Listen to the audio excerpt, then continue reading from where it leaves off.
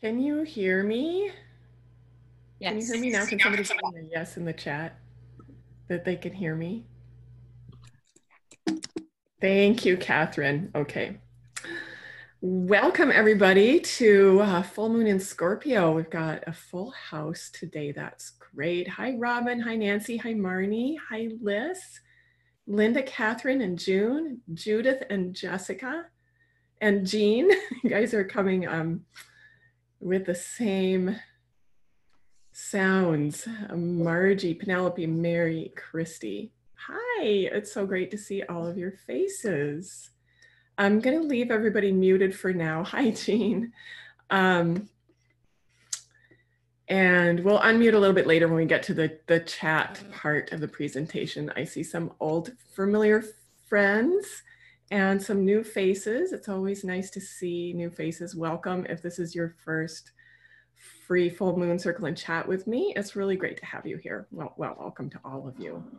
Hi, Anna Grace. I was wondering if that was you or Penelope. So welcome. If you would like, as we're just getting settled and waiting for the last few people to come in through the waiting room, if you would like to pop into the chat, find the chat box and just say where you are tuning in from. It's always nice to know where on the globe people are coming from. And if you want to share something about what your experience has been so far of this Scorpio new moon energy, then feel free to share that, or just say where you are coming from. Hi, Mary. I haven't seen you for a while. I know. I'm just going to make sure hi, Mary. Everybody is muted. And we'll get started in just a moment. There's a couple more people to bring in.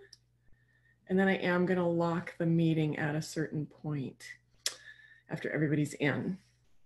Hi, Robin from Boulder, Colorado, and Margie from Redding, California, and Catherine from Montreal, and Linda from Alexandria, Virginia, where she says everything is very strange at the moment. Not surprising to hear that. Hello from Delaware. Hi, Mary from Delaware. Nancy from Ontario. Hi, Nancy. We're going to look at your chart today, Nancy, at the end. Teal from Santa Barbara. I think maybe it's Teal's first time. Welcome. Santa Barbara is one of my favorite places on the planet. Jean from Kamloops. So much coming up the last few days. Stuff, lots to be healed. Yes. Yes. This is a healing moon. We're going to talk about that. Okay. It's so fun when it's such a full house. Judith from the Netherlands. Welcome. That's great. Hi, Sherry. Jelena from Sydney, Australia. Yay, it's tomorrow there. Christy from Courtney, BC. I have been feeling very sensitive and aware leading up to this moon. The deep sensitivity of Scorpio, right? Jessica in Oak Park, California. Robin, I'm feeling like being in the depths. My moon is in Scorpio, so I don't have my video on. Yes, and anybody who wants to turn off their video, that's fine. I was thinking about that with making the meeting private, that's so appropriate. So appropriate for the privacy of Scorpio. Just letting the last few participants in, and then I think I'm going to lock the meeting. Vancouver, Washington. Hi, Anna Grace. The energy feels like shoveling 4 yards of dirt and gravel, digging up weeds, and planting new beautiful things. Taurus Scorpio axis. It's windy and sunny, and there are birds making nests all over my yard. And butterflies and bees. It feels weird in the world and very hard, but right here in this space, it's good. So that really sums up, just in a few words, what the Scorpio-Taurus axis, when it's activated, can feel like. We feel all of those beautiful blooms and that potential for fertility. It's the axis of fertility, right? But there's also that deep awareness of the compost layers, right? The things that have had to die away and fall away and enrich the earth for the blooms to grow. That's where we're sitting, is right on that Taurus Scorpio axis. So much emotion and fullness, yes. Mary says, love that this meeting is so global. I love it too. Yeah, it's great. Hi from Coburg, Ontario, from Marnie. Hi, Marnie's a Scorpio, so it feels even more potent indeed. Hi, Bronwyn. It's Dottie in Cleveland. Hi, Dottie. I was just writing to you right before I came on the call. Robin says, love that, Penelope. So that Penelope is actually Anna Grace. Sherry, everyone is so worldwide. I know. Sherry's in Long Island in New York, and it's oh so fraught around here sometimes. Yes. Unearthing, everything for a new spring. Unearthing is a great word for a Scorpio full moon. So you guys can continue to pop into the chat with your ideas and thoughts as we go. I will check in with that after the presentation. I just want to let you know how it's going to go this evening. I so like to have all of your faces up there. It's really nice. So introduction, saying hi, a little bit of sharing at the beginning. Then I have a presentation about full moon energy in general and how we can practice with the full moon, how we can integrate that into our life spiritual practices. And then we'll talk a little bit about this particular lunation. We'll do a little bit of journaling on it, look at some different ways to find out how this moon is affecting your life. And this is geared towards every level of astro literacy, right? So if you're an absolute beginner with astrology, most of this should still really resonate with you and really be useful. And there might be a few pieces that you need to just let wash off, and that's fine. You can keep coming back month after month and you'll learn a little more each time. But it is geared more towards those of you that just want to integrate a lunar practice into your life, to use this as one of your life tools for personal growth. And I'm going to give you some tools to do that today. Then after I'm finished with the presentation, we'll open it up for a short brief this evening because I need to be off the call by 5:45. Check in with you and your charts. And I do have one chart that somebody wrote to me ahead of time and asked for that to be included. You can always do that for the next session if you didn't get in this time. So I'm letting the last couple of people in on the call, and then I'm going to close it.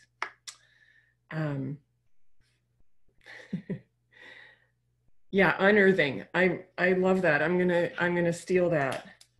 It's gonna be the title of my newsletter this week. Unearthing. I love that. Okay, so I'm gonna share my screen and we're gonna get started.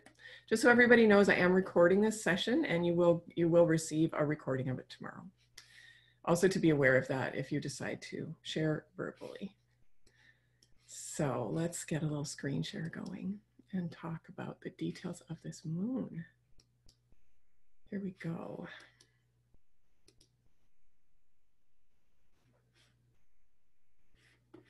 Okay, you should be able to see that. Scorpio full moon.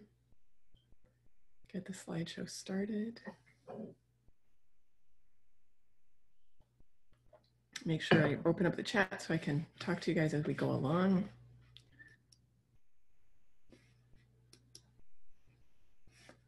Okay, and I guess I'll open participants just in case anybody drops off and needs to be let back in. Oops. Bear with me. I'm a little bit groggy today. Could it be the Neptune influence? So I'm just gonna get that going again. Oh, I'm sorry, you guys. Let me try this again. Share the screen. Keep track of all the participants. Let you see the slideshow. Share. Start at the beginning and play. All right.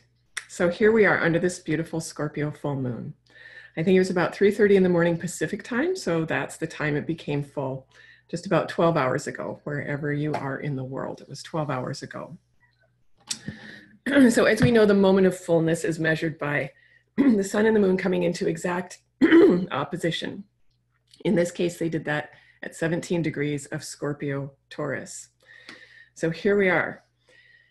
This is an intense moon. The Scorpio moon that always happens in May, it's the Buddha moon, right? It always has that level of intensity as we balance on that axis of fertility. This particular lunation has an extra flavor of intensity because of the activity of Neptune and Pluto are our deep group soul and ocean of being, and our shadow realms. Those archetypes are also active in this lunation.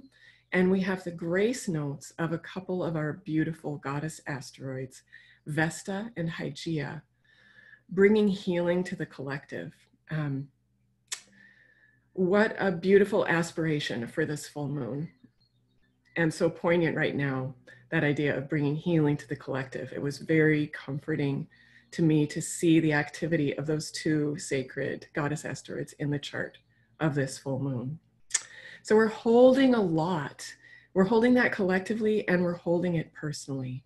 I'm guessing that some of the ways that you may be feeling on this moon, overwhelmed, illuminated, deeply sensitive, a little bit awash in thoughts and feelings, dropping into the nonverbal,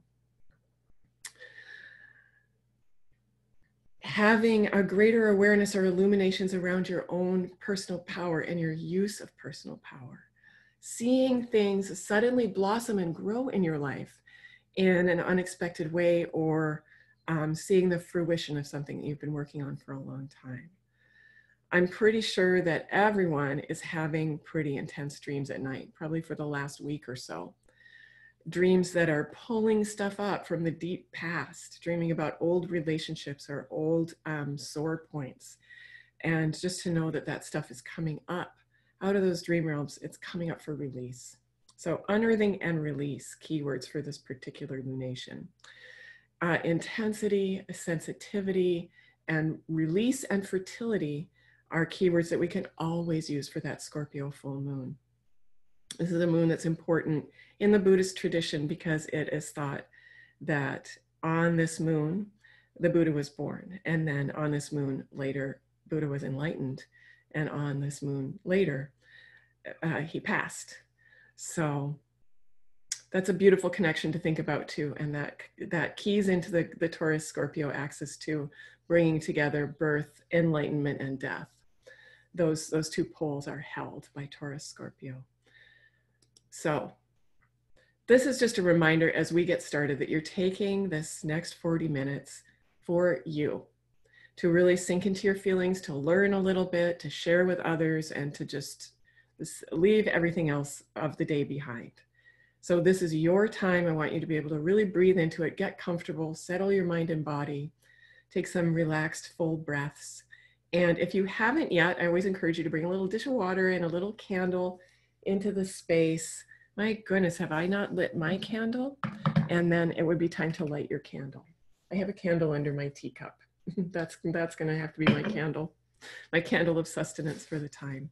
But you take the time in these beginning moments to really settle into sacred space and just be here with this excitingly worldwide group tonight. So welcome, this is what we're doing. I've talked about this already. Our time tonight, we're aligning with the lunar phases, exploring full moon energy, looking at the Taurus Scorpio axis, talking about what's special about this lunation. I just did that. We'll do some full moon journaling and look at how this is hitting your chart, your life, your world. All right, so what is a full moon? We're going to go back to grade school for a moment and talk about the astronomy of this. So the moon circles the earth in 29 days. As she does so, she's also dancing with the sun. So that three-way choreography of earth, sun, and moon creates the phases that we see, the shifting light and shadow across her beautiful face as we move through those 29 days. We start so remembering that astrology as a terrestrial art. So when we are talking about the relationship between other bodies in the sky, we're always in astrology, we're always talking about them from the perspective of what we can see from here on Earth.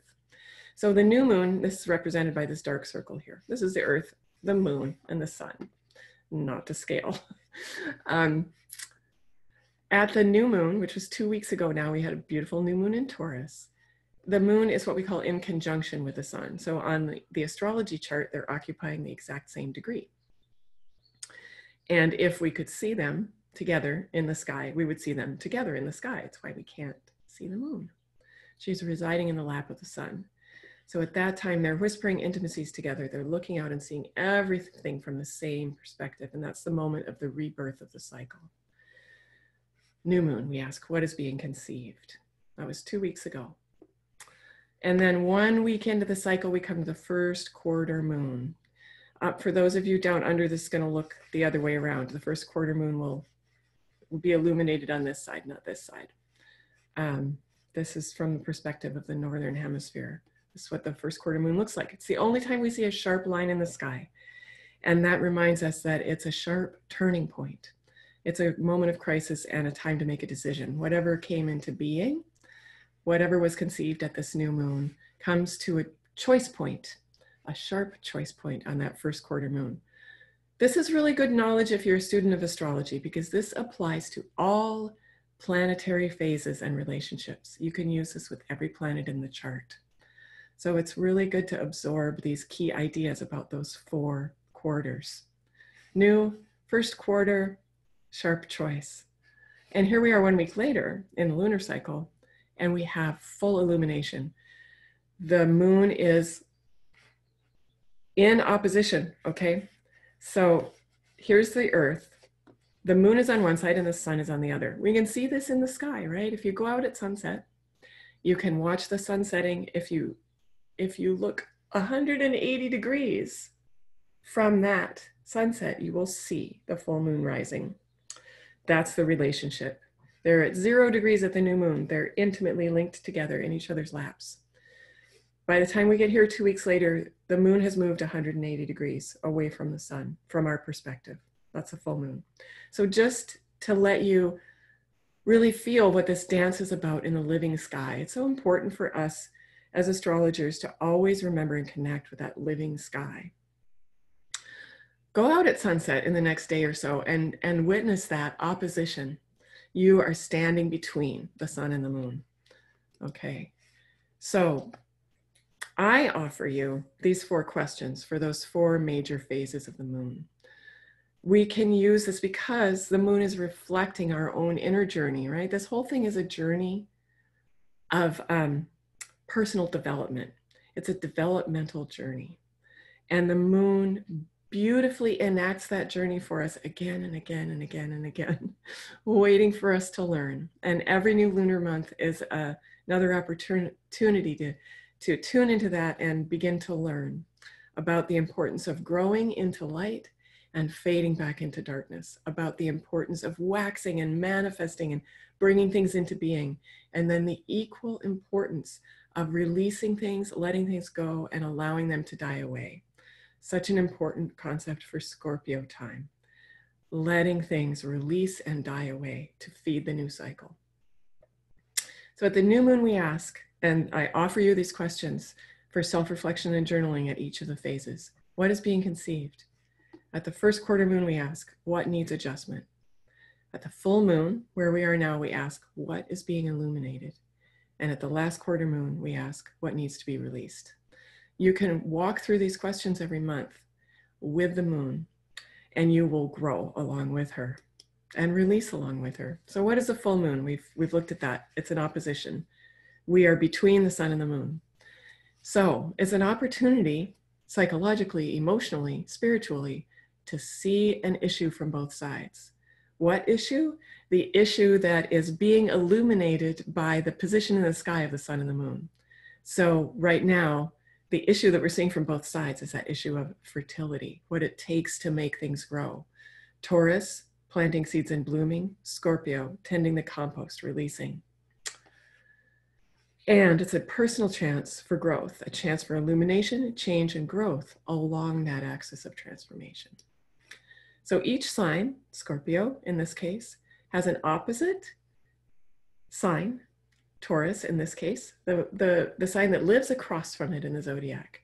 Together they create an axis of transformation. So why do I call that an axis of transformation? Because whenever we're trying to integrate opposites, we have the opportunity to grow. That's the abrasiveness that lets us grow psychologically and spiritually. Looking at a set of opposites and coming to realize that instead of opposites, they are 2 different reflections of the same thing. And once we make that leap, psychologically, spiritually, into synthesis, that's when we grow. So our chance on each full moon is to take that leap along a different axis. In this case, Taurus, Scorpio.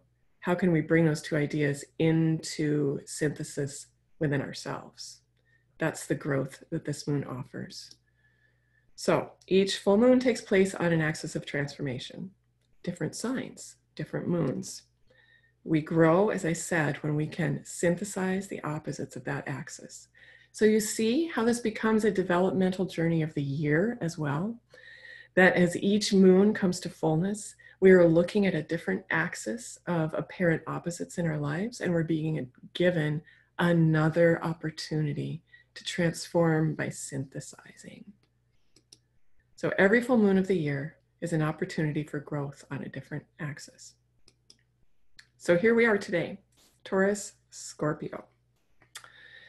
So again, we are synthesizing these two different perspectives on fertility. What does it take to bring something into being in the world? It takes compost. I love this photo. It's such a real compost pile, right? Where for many years, we lived on a big rural property on a tiny island. And things like this were very common sights. Everyone had a huge garden. And when you're done with dinner, you scrape everything into a bucket and you take it out and dump it into the compost and cover it up and let nature do its thing. And it turns into this amazing, fresh smelling, fertile, delicious compost that you can feed your garden with. The process itself it involves heat, it involves bacteria, it's intense. It's not very pleasant if you unearth it before it's ready. This is so Scorpio, right? But if the whole process is allowed to go through its natural cycle, what you come up with is the perfect food for your plants, and it creates gorgeous blooms. So that's the relationship of Taurus to Scorpio. Without the dying away in the autumn of Scorpio time, Northern Hemisphere centric Scorpio time, without the dying away of Scorpio, the blooms of Taurus, they can't bloom. It's a really important relationship. And what I would love for you to do is to think about that relationship in yourself. If there's a piece of it that you favor, do you favor the releasing part, the mucking about, the getting into the deep psychology of things, the releasing part? Or do you favor the beautiful fragrant blooms and would rather not think about that stinky compost? Or are you already in a pretty good balance between those two things? Are you giving them equal time in your life? That's the reflection of the Scorpio full moon. Thinking about, are you in balance there? If not, what attention do you need to give to those parts of your life? Is there something you need to release, something that needs to be composted right now? Or is there something that really needs to bloom? So here we are in Scorpio time, Scorpio energy. Scorpio is ruled by the planet Mars. It's that intensity, right? Intensity plus sensitivity. It's fixed water. So it's in the middle of the story of water, right? Cancer begins the story of water. Cancer being the sacred wellspring of the mother. Scorpio takes up the middle of the story of water. Scorpio holds the water still. Scorpio is wetlands and swamp, the places where when the water is sitting still, there is amazing, rich life under the surface. And of course, that is followed by Pisces, mutable water, which releases everything back into the ocean of being. That's the story of water. Scorpio tells the middle of it. So some qualities of that fixed water are regenerative, curious. Scorpio wants to get to the bottom of things, deeply sensitive. So this is something that I learned recently that I think is so metaphorically beautiful for Scorpio. Scorpions, their entire body, their exoskeleton, is basically a primitive eye. It is light sensitive. And this is how they navigate, with their whole body as an eye. And if you know any Scorpios, you know how much this resonates. First of all, think about that acute sensitivity, that awareness. The Scorpios are people with strong Scorpio placements, are the people who can walk into a room and they know everybody's agenda because they're just picking everything up. All of the power dynamics, all of the fertile, rich truth about people. They're picking it up, and if they haven't picked it up yet, they want to. So think of that extraordinary sensitivity of that creature. What goes along with that, it looks like a tough exoskeleton, but it's actually that sensitive eye. So this is the paradox of Scorpio energy too, is there's extraordinary sensitivity along with that Martian toughness. So deeply sensitive, very private. These are the researchers and the detectives, the intelligence operatives of our world, either literally or metaphorically. The power brokers, the seers. There's an intensity, a fertile intensity to Scorpio, and these are psychologically astute people and often powerful shadow workers. And I mean that in the positive sense. Although, shadow of shadow Scorpio, every sign has its shadows. But I mean that positive sense of those who can help others move through their more shadowy places. So psychotherapists often have Scorpio placements, right?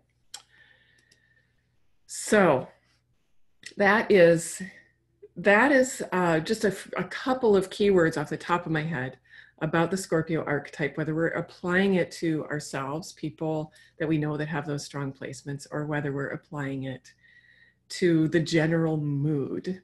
That's what we're dealing with.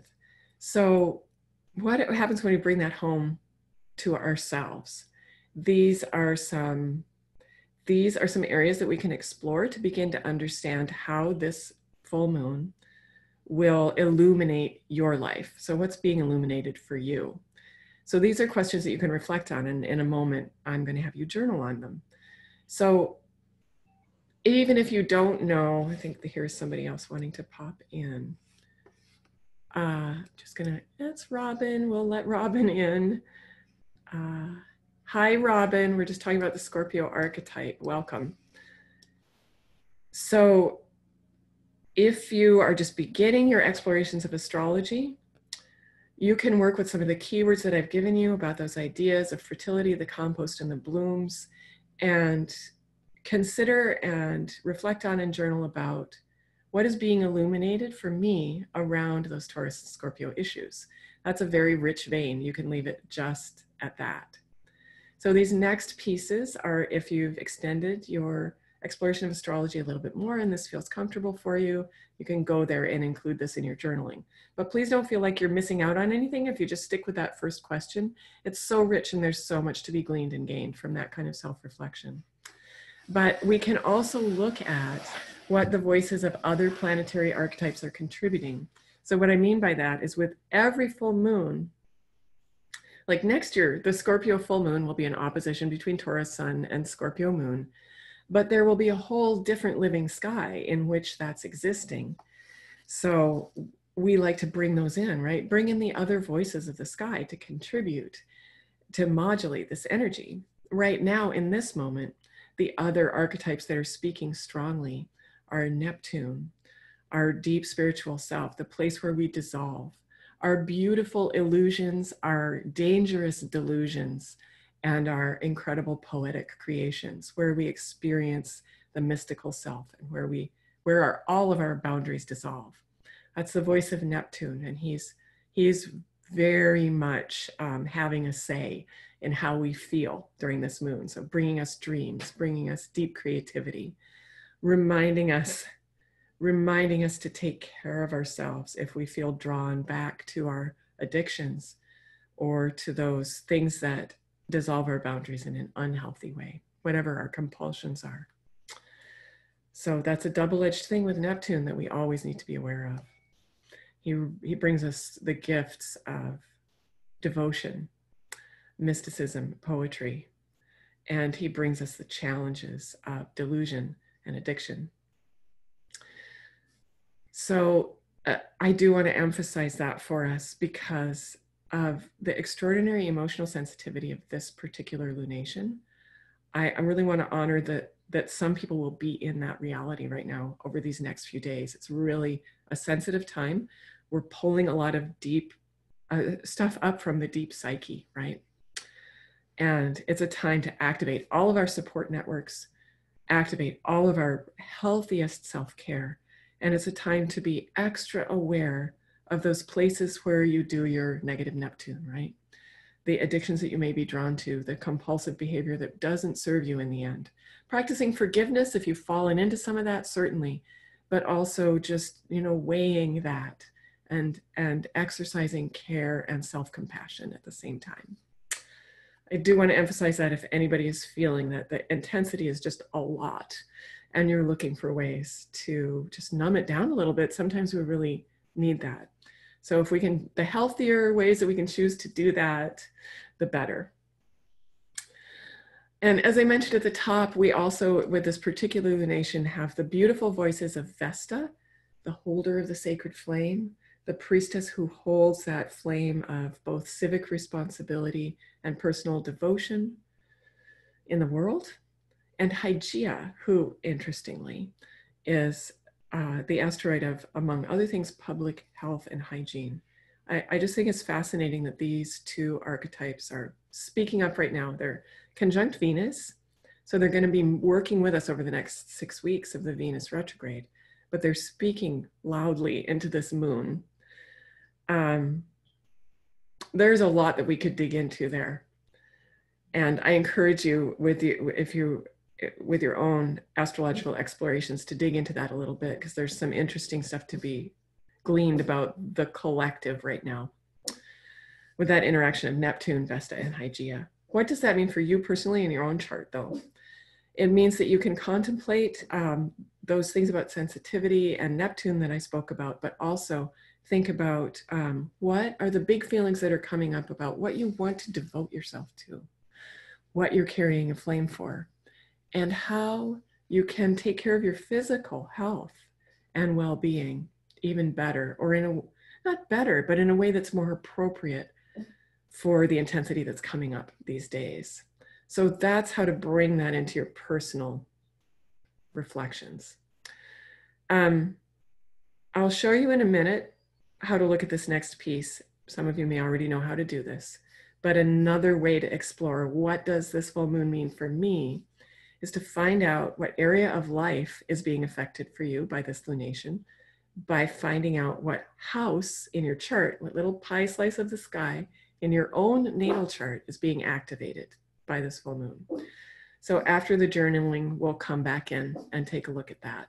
And then finally, this last question goes along with the first question, in that it's something that even if you have no astrological knowledge, you can get a lot of richness out of this journaling exploration. What's the story for you around this kind of scorpionic intensity from the times of when you were 17? Is there a story for you from 17 years old that has to do with these deep, rich, psychological, fertile Scorpio issues? If there's a big story for you, it is likely being triggered right now under this lunation. So, journaling. I'm going to leave you for 5 minutes to journal. If you're very new to astrology, I want you to choose one of these questions. What is being illuminated around Taurus Scorpio issues? Or what is being illuminated from the story of age 17? Just choose one question, because we only have 5 minutes. I just want you to get started, and then hopefully you'll continue this over the next day or so. If you have a little more astrological knowledge or awareness of your chart, then you can dive into one of these other questions if you would like. And I would love it if you would also just pop into the chat, do a little bit of journaling. I'm going to leave you in quiet to do that. And then pop into the chat and share some of what you discovered, if you will. That will be really helpful for all of us. Yeah, oops, if you, I'm going to bring that back. I'm going to bring that share back.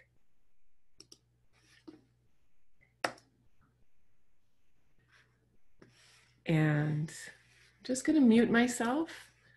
Hopefully you have a pen and paper.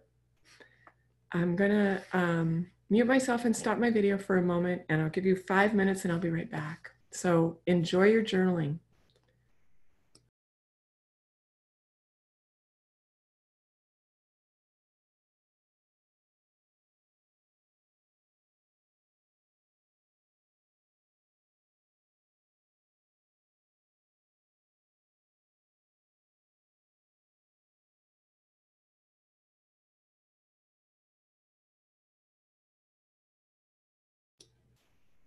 There's the questions. You should be able to see them on the screen again now.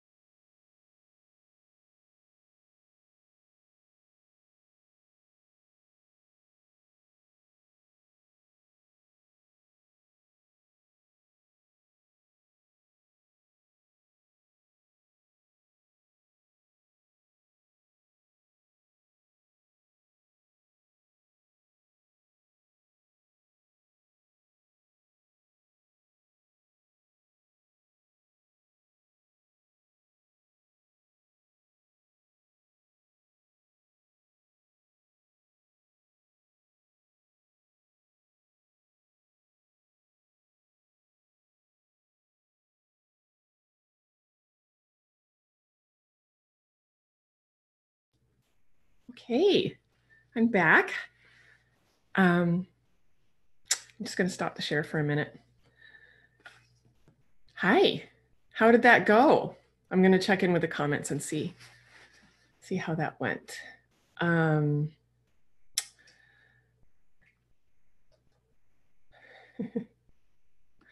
Oh, Lena says, I am so tired as well. Lack of sleep last night. Me too. My mind has been a bit scattered. Me too. I find it very interesting that I have Pluto, Saturn, and Hygeia all in my 4th house in Scorpio. Okay, so a big activation around how you're feeling in the home, right, Lena? Jean says, I definitely have been made aware of all the many times since early childhood when I could not use my power and gave it away. Big Scorpio issues, and also with this activation of Pluto, we're going to be feeling that. So what I would hope for you, Jean, is that you could make some progress with that, even a little bit of progress by witnessing that, find ways to activate your power and use it more in the world, even in small ways. And that could be so healing right now. Sun in Taurus, Scorpio rising. Oh, okay. So this, I don't know what the degree of your rising is, but this moon, it could be sitting on that ascendant descendant axis for you. Anna Grace says 18-degree Pluto and 18-degree Uranus, Scorpio, natally. I should probably have made an appointment with you. Yes, it's not too late. Yeah, anybody with this moon sitting on their big outer planets should probably come see me, or whoever your astrologer is, go see them. All joking aside, Anna Grace, you had mentioned earlier that you're doing a lot of gardening, and just, you know, this is the way that our daily life can help with this kind of stuff. We don't always have to deal with that big, deep psychological, emotional unearthing by doing intellectual or even psychological work around it. This is the beauty of Taurus Scorpio too, right? Taurus healing is often about engaging with the 5 senses and getting out there in nature and feeling the healing influence of nature. And the fact that you're literally unearthing in your garden and planting new things, I think really speaks to that Pluto Uranus deep in your chart there that's being activated by this moon. And you're doing absolutely the best things to deal with it, rather than, you know, sitting in a darkened room and mulling it over. You're out there planting herbs and, you know, getting in and literally making a compost pile out of the things from many previous years. So maybe you didn't need to see your astrologer, you just needed to get out in the garden. I think it's really beautiful. Robin says, first, I needed to have a good cry. It's always good with Neptune. I'm awaiting my moon cycle, and it's going to start any minute. Ooh, boy. So it's keyed to either the full moon or the Scorpio moon, perhaps. And that's when we really feel that sensitivity, like that all over body sensitivity with the vibes, right? What is being illuminated is that I need to release resistance to looking in the shadows, a beautiful Scorpio illumination. I need to release fear of not knowing enough or doing it perfectly in order to start creating something.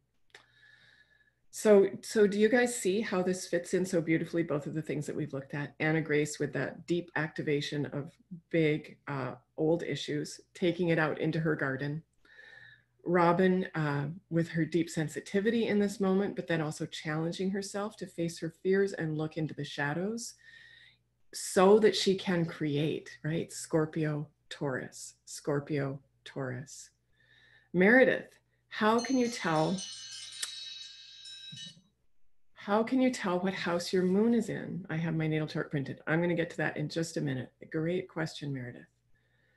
Jolena, loved the question, what is being illuminated from the story of age 17? Definitely uncovered some aha moments. Yes, and there will be those among you who uncover aha moments from age 17. That's not going to be true for everybody, but if you have important planets or chart points at 17 degrees, anywhere in the chart, they're being activated by this moon. And so that story of 17 years old is being activated. So I'm glad that brought you some aha moments.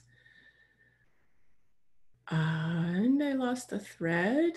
Good cry, being illuminated. I really resonate This is Margie. I really resonate with shedding light on my compost pile and tending those shoots that are pushing up. I know nothing about my chart and need chart 101. And that's my aligned astrology class. Going to be starting next month. Chart 101. Shameless self-promotion there.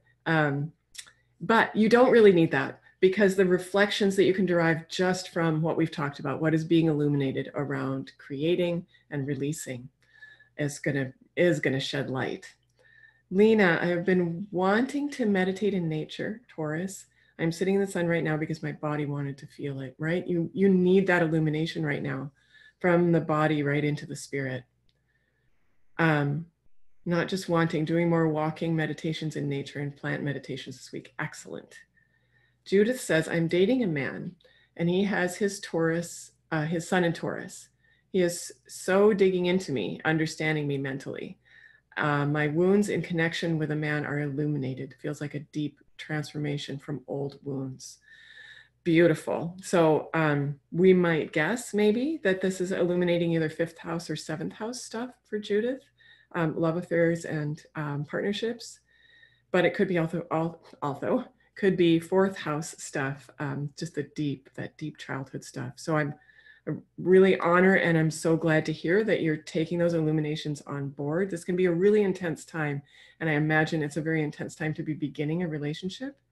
And one of the things I was posting about today was it's a really good time to take a look at our boundaries, because our boundaries need to be fluid now under this moon, but they also need to be strong. So that's what I would like to tell you, Judith, is to keep those boundaries fluid but strong. It's a little paradoxical, right? But if you hold that paradoxical idea of those fluid boundaries that are still strong, I think it will help you to navigate so that so there isn't too much of an unearthing all at once, so that you can assimilate. That's such an important Taurus word, right? The Taurus energy needs time to assimilate emotion. 4 stomachs, right? Takes time. So make sure that as you go through this really important process of unearthing, that you're allowing yourself time and space, not feeling the inspiration, but not the pressure from relationship, and doing that in your own time. So important during Taurus time that we respect our own deep organic timing. Catherine had a great journaling session last night, asking the deep questions and noticing that the questions are the answer. Yes, that's a good one. Not dwelling on the answers or forcing myself to find them, just naming the questions was enough. And that is often the case. Dottie says, my boundaries are very challenged around letting the collective energy in. Yeah, I'm having a hard time separating my energy from the collective. So that's a Neptune thing, right? The dissolution of boundaries. And I'll just weigh in and say that this time in general, as we're wrestling with Capricorn stuff, outside of what's happening with this lunation, the really strong Saturn-Pluto conjunction that is about the whole energies of this year, are absolutely about building new, better boundaries and dealing with the collective in a new way. So this is probably the theme for you for the year, Dottie. Having a hard time separating my energy from the collective. This was a big theme as I grew up in a home with an alcoholic and empath. Yes, been there, done that. I was really challenged by this about 16, 17, and 18 years of age. Yes, so this is really hitting home for you. And again, that idea of this deep unearthing and taking our organic time to assimilate, because it really is big stuff, and letting those boundaries be fluid but strong. There's more beautiful, deep reflections, and I want to jump back into that. But first, because I am going to have to close the call pretty soon, I want to briefly take a look at one chart so that I can walk you guys through how to discover which house in your chart is being activated. So about that, for those of you that are new to astrology, the chart is a wheel. And when you look at a chart, you see these spokes radiating out from the center, dividing that wheel into little pie-sliced segments. These are segments of time, and they're called houses. They're a measure of time, about 2 hours in the day, 2.5 hours-ish, 3 hours, depending on the size of the house. And what they are, without getting too technical, the houses are one of the parts of the chart that brings it home to you personally. It speaks to where you are, where you were in time and place when you were born. So we take all this great cosmic energy that becomes the map of your soul when we see the natal chart.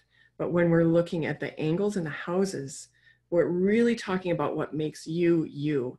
It brings the great cosmic energies down into specificity. That's what the houses do, those little measurements, the pie slices. So each of them in traditional astrology and all astrology is given over to a particular area of life. So a really quick and easy way that we can look into our charts without knowing any astrology and figure out where any particular living transit is hitting us in our life is to see which house it falls into. So hopefully you're tracking with that. I'm just going to activate my share again. And Nancy had asked for us to look at her chart. So that's what we're going to do. And thank you, Nancy, for allowing us to take a peek into your beautiful chart. This is Nancy's chart. Okay, so there's a lot going on here, and really we're going to ignore all of it. If you have a copy of your chart in front of you and you have no idea what it's about, this actually is quite simple. There's only two things you have to look for. We are looking for where Scorpio lives in your chart. And we're going to ignore all of this stuff in the middle, except for these little numbers. We're going to ignore all of this.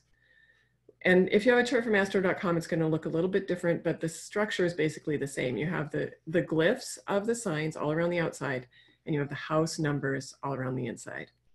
So we're just looking at these yellow circles. We are going to find the glyph for Scorpio. If you don't know what that looks like, it's an M with a Scorpio tail, right? A little scorpion tail. It has the stinger. That's what you look for. And it's going to be in a different place in your chart than it is in Nancy's chart, probably in a different place. Could be anywhere around this circle. So we're going to cruise around the circle, no matter where you downloaded your chart from. Somewhere in this outer circle are going to be these little sign glyphs. And we're going to look for the little M with the Scorpio tail, the scorpion tail, the little stinger. And we're going to find him. And if you have your chart from astro.com, it's divided into degrees, and you can actually count and find 17 degrees.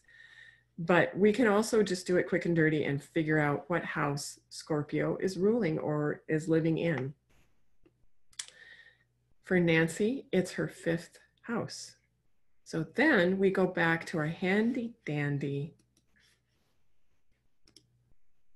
house keywords. And you will get these tomorrow. In your mail out, you will get a copy of my slide deck.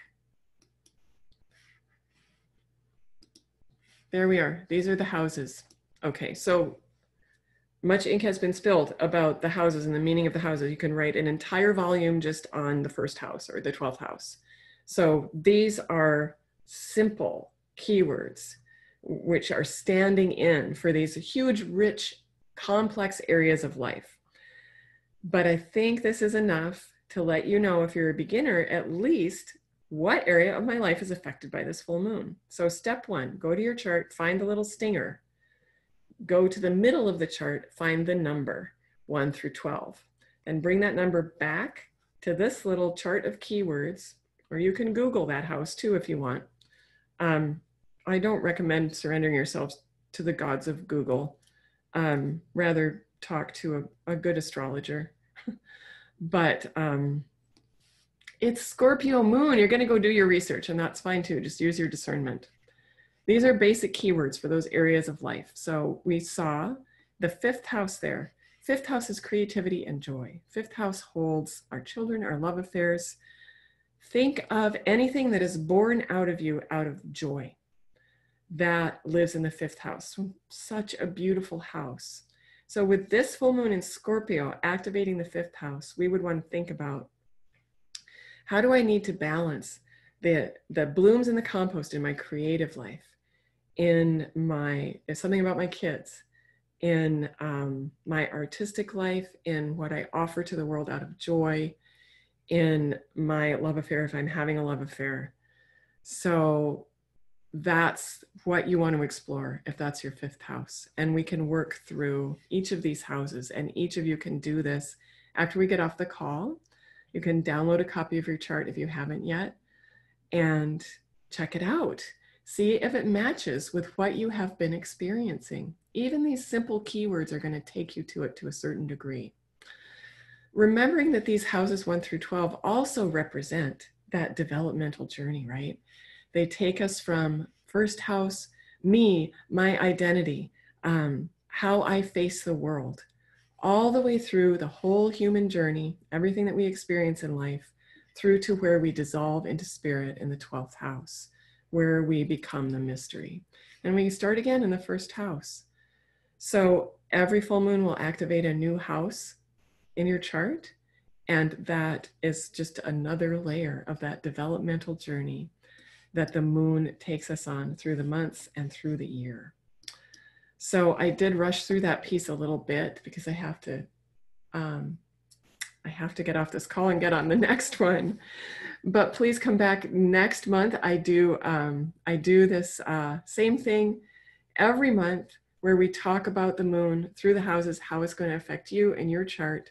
And if you come back again and again, you learn a little bit more each time and learn how to bring it home to your chart.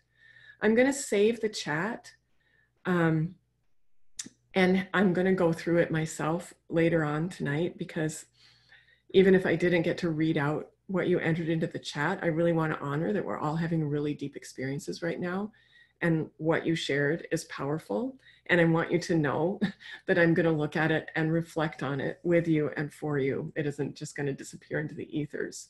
What you journaled about and what you shared with us and with me is important. And I will enjoy spending time with those contributions later on in the evening, because I see that there's a lot of them. So some of you I'm going to see on the next call. It's for my Mood of the Moon course, which is a fun one to take too if you want to go deeper into your lunar journey. Tomorrow morning, if you're on Instagram, I'm doing just tiny mini micro full moon readings, like a 2-minute, not even 2-minute, like a 15-second mini micro reading. It's my first time trying that on Instagram Live. So 9 a.m. Pacific, if you want to do that. Lots of things going on in my astrological world right now. But I want to tell you that I would love to see you in the consultation space. We need this right now. We really need the support. We need the forecasting. We need to be able to be guided towards the powerful messages that our soul is bringing us right now. So if you feel moved to book in, just shoot me an email or go onto my website, bronwynsimons.com. You can book in through there. Would love to see each and every one of you in the consultation space. If money is an issue, as it is for many people who are furloughed right now, let me know and we can defer or minimize payment. We can always work something out so that I'm feeding my family, but you are also able to access the support that you need. So be in touch. Would love to see you in the consultation space. Thank you so much. It was so fun to have all of your shining faces from all around the world and your lovely participation. Always I appreciate your heartfelt participation in these calls. I will see you again next month on the Sagittarius full moon. That's always a good one. Okay, love to you all, and I'll send out the recording tomorrow. Thank you so much. Bye.